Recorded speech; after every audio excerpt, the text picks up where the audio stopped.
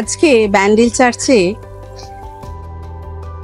25 বছর উপলক্ষে আশার তীর্থযাত্রী সেই মহিলাদেরকে নিয়ে 1000 মহিলাদেরকে নিয়ে আজকে এই সম্পূর্ণ একটা ধর্মীয় অনুষ্ঠান পালন করা হলো এবং প্রত্যেকটা অনুষ্ঠান খুব সুন্দরভাবে পরিকল্পিতভাবে করা হয়েছে।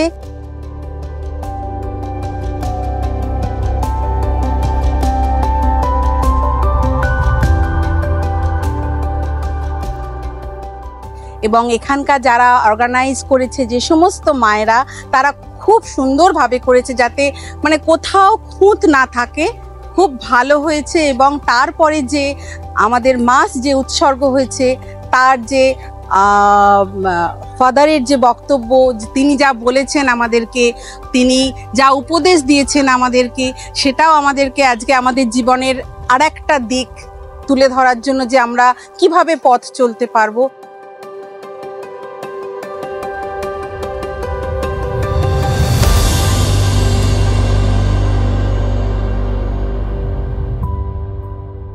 তো ধন্যবাদ আমরা প্রভু যীশু খ্রিস্টকে, ধন্যবাদ ব্যান্ডেল মারিয়াকে, যার আঁচলের তলায় আমরা এত ভালোভাবে আমাদের জীবনটাকে কাটাতে পারছি, এত সুন্দরভাবে আমরা সমস্ত অনুষ্ঠানগুলোকে করতে পারছি।